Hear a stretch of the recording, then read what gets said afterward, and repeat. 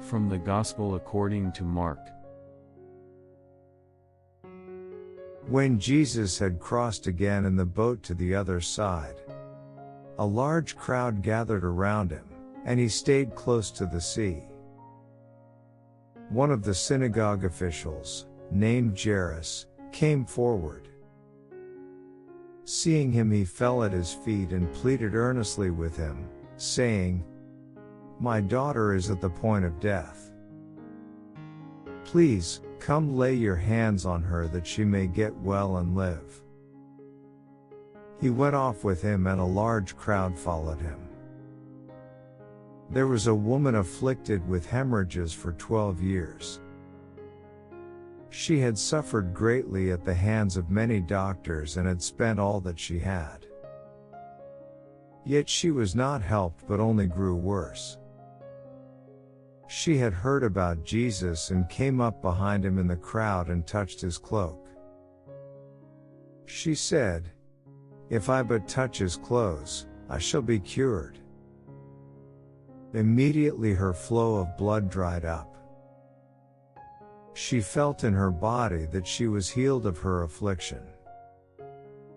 Jesus, aware at once that power had gone out from him, turned around in the crowd and asked, "Who has touched my clothes?" But his disciples said to him, "You see how the crowd is pressing upon you, and yet you ask, 'Who touched me?'" And he looked around to see who had done it. The woman, realizing what had happened to her, approached in fear and trembling.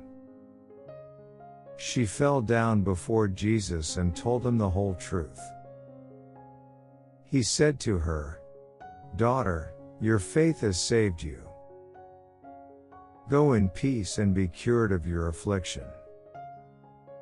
While he was still speaking, people from the synagogue official's house arrived and said, "Your daughter has died. Why trouble the teacher any longer?" Disregarding the message that was reported, Jesus said to the synagogue official, "Do not be afraid, just have faith."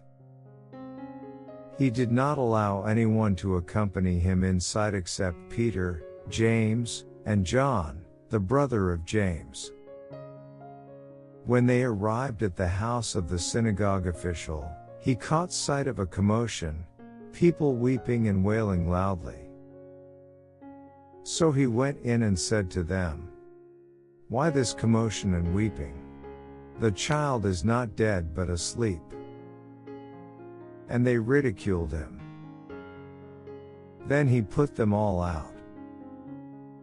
He took along the child's father and mother, and those who were with him, and entered the room where the child was.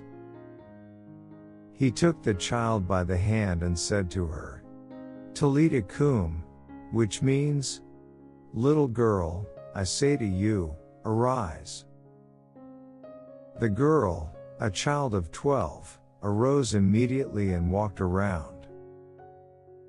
At that they were utterly astounded.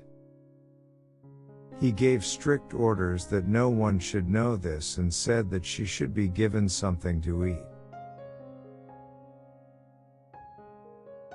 Let's listen to Pope Francis' commentary. Gesù è il Signore e davanti a Lui la morte fisica è come un sonno. Jesus is Lord, and before him physical death is like a dream. There is no reason to despair. Another death is the one to fear, that of the heart hardened by evil. Yes, we should be afraid of that one. When we feel we have a hardened heart, a heart that is hardened, allow me to say, a mummified heart, we should be afraid of this. This is the death of the heart. But sin too, the mummified heart too, is never the last word with Jesus, because he has brought us the infinite mercy of the Father. And even if we have hit rock bottom, his tender and strong voice reaches us. I say to you, rise.